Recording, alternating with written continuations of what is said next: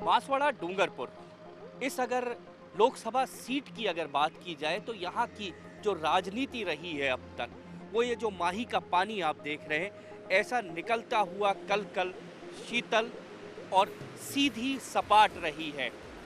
ये माही डैम पर हम लोग हैं और अगर यहाँ के राजनीतिक इतिहास की बात की जाए तो सबसे ज़्यादा फायदा यहाँ पर कांग्रेस को रहा है। अब तक 11 बार यहाँ से कांग्रेस चुनाव जीती है। 1952 के पहले चुनाव में यहाँ कांग्रेस के भीखा भाई जीते, 1957 में भोगजी कांग्रेस की तरफ से चुनाव जीते और 1977 तक लगातार यहाँ पर कांग्रेस का कब्जा रहा।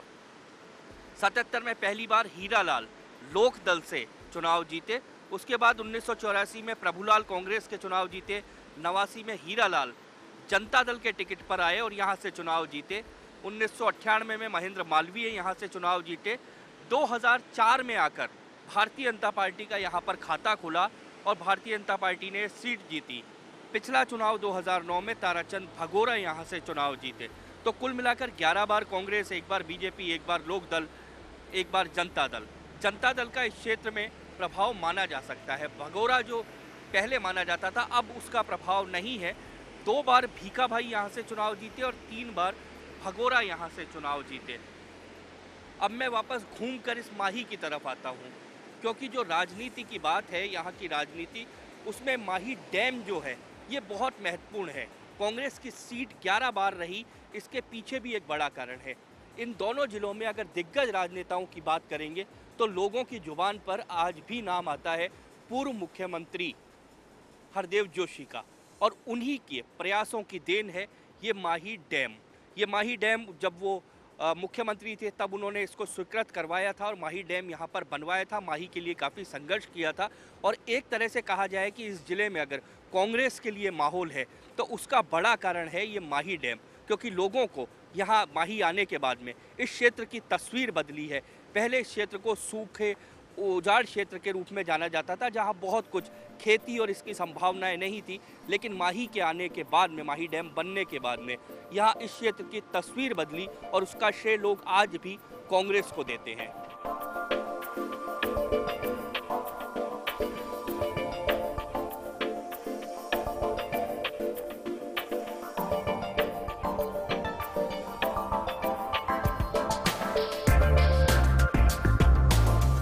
संसद की पंचायत में हमारे इस सफर में अब हम आ गए हैं राजस्थान के दक्षिणी लोकसभा क्षेत्र डूंगरपुर बांसवाड़ा लोकसभा क्षेत्र में। 1952 से ये लोकसभा क्षेत्र है। इसके अगर ऐतिहासिक महत्व की बात करूं, डूंगरपुर जो है यहाँ पर आदिवासियों का सबसे बड़ा बणेश्वर तीर्थ यहाँ पर है। इसका नाम डूंगरपुर पड़ा क्योंकि ये पहाड़ियों से घिरा हुआ इलाका है। राजस्थान में पहाड़ियों को डूंगर कहा जाता है, तो डूंगर के बीच में बसा हुआ डूंगरपुर। और साथ में बात करूं बांसवाड़ा की, तो बांसवाड़ा को बांसिया भील नाम के व्यक्ति ने बसाया था। कहा जाता है कि उसने इस नगर की स्थापना की और उसी के नाम पर इसका नाम पड़ा बांसवाड़ा। कुछ लोग ये कहते हैं कि यहाँ पर बांस की खेती जो है वो भी बहुत तायत में यहाँ पर होती थी और यहाँ प्रमुख रूप से इस पूरे क्षेत्र को वागड़ क्षेत्र के रूप में जाना जाता है। मुख्य भाषा यहाँ की जो है वो बागड़ी भाषा है।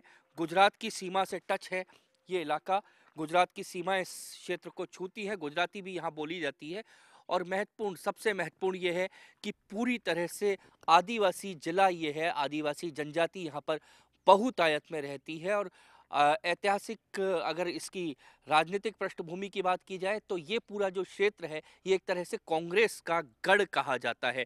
कांग्रेस इस क्षेत्र को अपना गढ़ मानती है। चलते हैं इस क्षेत्र के सफर पर, साथ में लोगों से मिलेंगे और यहाँ नेताओं को बुलाएंगे हमारी इस संसद की पंचायत में। आइए चलते हैं सफर पे।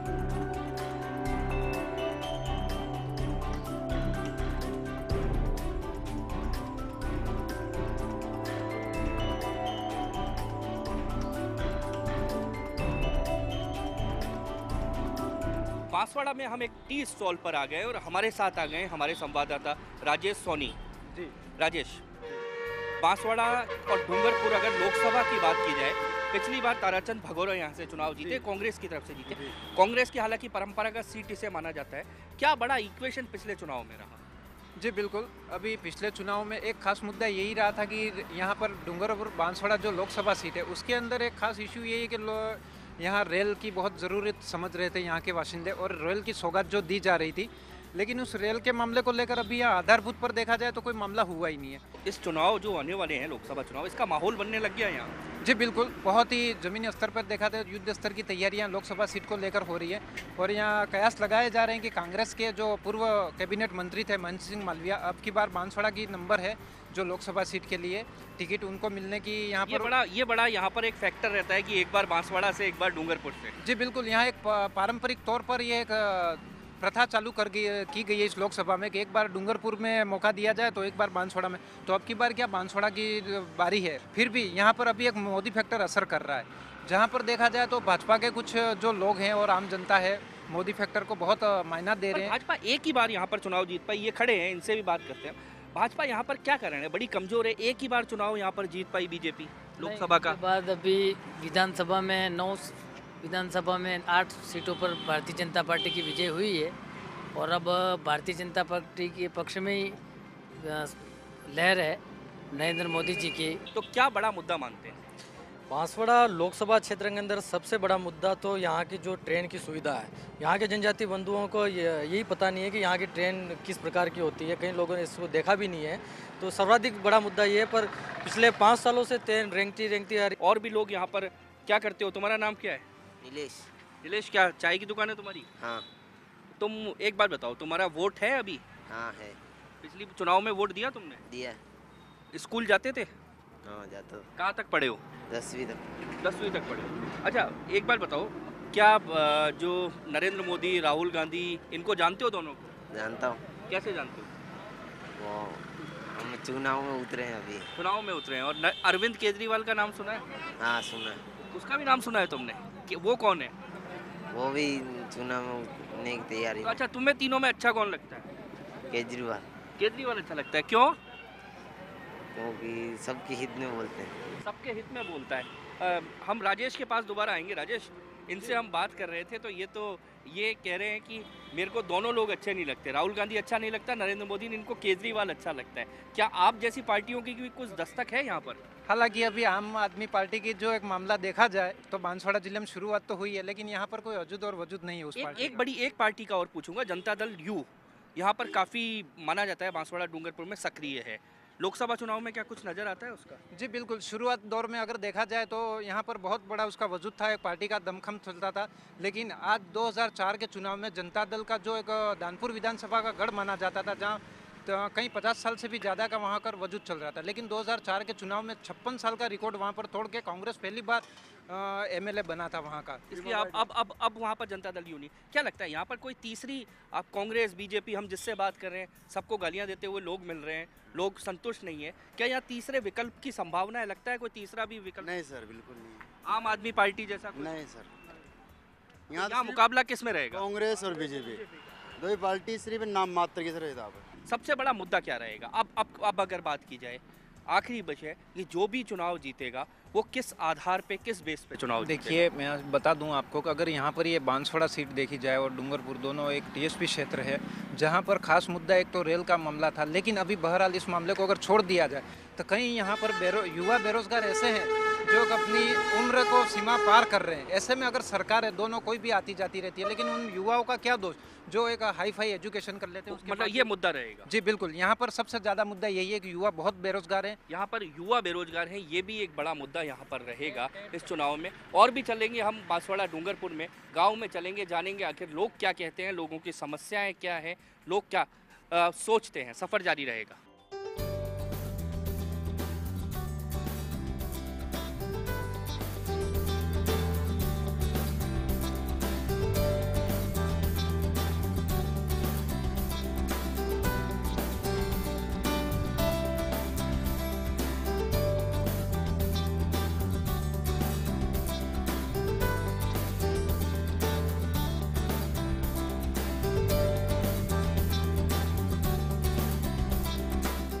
डूंगरपुर बांसवाड़ा लोकसभा क्षेत्र, हम बता रहे हैं 100% जनजातीय आदिवासी बाहुल्य क्षेत्र ये कहलाता है, ये पूरा जो लोकसभा क्षेत्र है। चलते हुए हमारे सफ़र में एक खूबसूरत सा गांव हमें दिखा है, परंपरागत लोग दिखे हैं, यहाँ जो जनजातीय लोग हमें मिले हैं। चाहे जितनी परेशानियां हो, समस्या हो, लेकिन हंसते हुए, मुस्कुराते हुए खूब सारे चेहरे आपका स्वागत करने के लिए तैयार मिलेंगे। आइए हम चलते हैं, बात करते हैं। शंकरलाल जी कहाँ यहीं रहते हैं? यहीं रहता सर। बैठो बैठो शंकरलाल जी। क्या ये पूरी तरह से आदिवासी इलाका है, ये वाला पूरा? ये पूरा आदिवासी इलाका है अधिकतर। अच्छा, आप लोग क्या भील है? हाँ, हम भील है। अच्छा, एक बात मुझे बताइए, चुनाव होने जा रहे हैं इस समय देश के, पता है आपको? हाँ जी। अच्छा, आपको पता है आपका सांसद कौन है? हमारा सांसद तो अभी तारचंद बघोरा। ताराचंद बघोरा। मैं इनके पास चलता हूँ, सीधे इनसे बात करते हैं। आप लोग वोट देने जाते हो? जान सब जाते हो? जा वोट अच्छा। दिया। क्यों देते हो वोट? वोट ते जे के यहाँ वो दिया हुआ है। इस बार क्या लगता है, इस बार चुनाव में आपके यहाँ सबसे बड़ा मुद्दा क्या होगा? चुनावी मुद्दा तो सर इसमें देश में भविष्य में जनजातीय इलाकों में और पिछड़ा वर्ग जहाँ है जनजाति में अभी भी समस्याएं हैं। बहुत समस्या है। क्या बड़ी समस्याएं आप लोग? सबसे बड़ी समस्या है कि इसमें विशेषकर काश्तकारों की और विशेष करके इन छोटे काश्तकारों की, सबसे छोटे काश्तकार, उनको सबसे ज़्यादा समस्या है जो इस भारत में किसी को भी नहीं है। यहाँ के जो नेता हैं जिनको वोट देते हो उनको बताते नहीं हो? वो आते ही नहीं तो कैसे बताएंगे सर? आते हो चले जाते। नेता यहाँ वोट मांगने भी नहीं आते, वोट मांगने भी नहीं आते, आते तो एक दिन के लिए आते और 5 साल के मेहमान बन के चले जाते। उसके बाद कभी नहीं आते। कभी नहीं आते। इसके बाद तो जो कौन बड़ा नेता आपके गाँव में आया है? हमारा गांव में तो अभी तो कोई बड़े नेता नहीं आए हैं। जैसे कि अभी जितमल जी बनाए हैं, वो भी अभी तक आए तो 2 मिनट के लिए आए। इसके बाद तो बड़ा नेता तो अभी तक नहीं आए, लेकिन बांसवाड़ा जरूर आए। यहाँ पर नहीं आए। चलिए, उम्मीद करते हैं कि इनकी जो समस्याएं हैं वो हल हो। ये खुद भी उम्मीद करते हैं कि वोट देने से काफ़ी चीज़ें हल होती हैं। हम भी उम्मीद कर रहे हैं, हम भी उम्मीद करते हैं कि ये जो सोचते हैं वो सच हो, वोट देने से इनकी परेशानियां, इनकी समस्याएं हल हो।